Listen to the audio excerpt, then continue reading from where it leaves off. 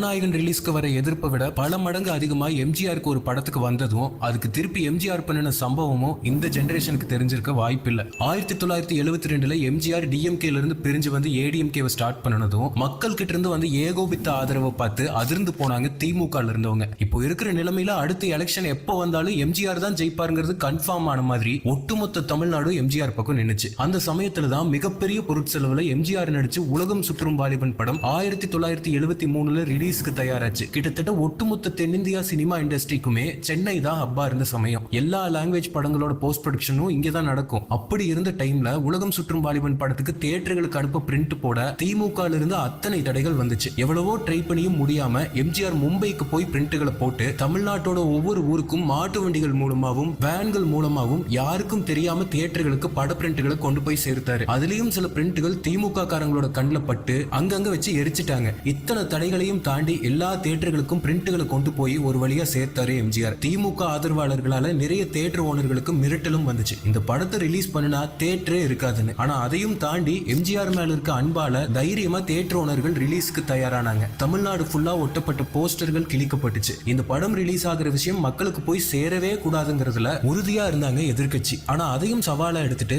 முதல் முறையா போஸ்டருக்கு பதிலா தமிழ்நாடு ஃபுல்லா ஓடின ரிக்ஷாக்கள்லயும் கடைகள்லயும் படத்தோட ஸ்டிக்கர்கள் மக்கள் கண்ணில் படுற மாதிரி ஒட்டப்பட்டுச்சு. திமுகவோட அன்னைய மதுரை மேயர் முத்து இந்த படம் மதுரையில ரிலீஸ் ஆனா நான் சேலையை கட்டிக்கிறேன்னு சவால் விட்டாரு. இது சும்மா விடக்கூடாதுன்னு எம்ஜிஆர் அந்த சவாலை ஏத்துக்கிட்டு படத்தோட ஃபர்ஸ்ட் டே ஃபர்ஸ்ட் ஷோவை மதுரையில ரிலீஸ் பண்ணாரு. ரிலீஸ் டே அன்னைக்கு தமிழ்நாடு முழுக்க இருக்க தியேட்டர்கள் இருக்க ஏரியாக்கள்ல பவர் கட் பண்ணாங்க. முதல் முறையா எம்ஜிஆரோட உதவியில தியேட்டர்கள்ல ஜெனரேட்டர் உதவியோட படம் ஓட ஆரம்பிச்சது. எம்ஜிஆரோட பரம ரசிகர்கள் இதை தன்மான பிரச்சனையா எடுத்துக்கிட்டு தியேட்டர்கள்ல ஆயிரக்கணக்கில் குவிஞ்சாங்க. இத்தனை தடைகளையும் தாண்டி தமிழ் சினிமா அது வரைக்கும் பார்க்காத மிகப்பெரிய வெற்றியை பெற்றுச்சு உலகம் சுற்றும் வாலிபன். படம் வெளியான 50 நாள்ல அப்போவே 60 லட்சம் கலெக்ட் பண்ணி ரெக்கார்ட் பிரேக்கிங் வசூல் ஆச்சு. படம் ஓடுனா நான் புடவையை கட்டிக்கிறேன்னு சவால் விட்ட மேயர் முத்துவோட மதுரையில படம் 175 நாள் ஓடிச்சு. எம்ஜிஆர் ரசிகர்கள் முத்து வீட்டுக்கே போய் சேலைகளை கொடுத்துட்டு வந்து பரபரப்பை கிளப்பினாங்க. அடுத்து 1977 வந்துச்சு எலெக்ஷனு. பெருவாரியா வெற்றி பெற்று கலைஞர் ஆட்சி கட்டில இருந்து இறக்கி சிங்கநடை போட்டு அரியாசனம் ஏறினாரு எம்ஜிஆர். அதுக்கப்புறம் சாக வரைக்கும் அவர் தான் தமிழ்நாட்டோட சிஎம். காலங்கள் ஓடிச்சு.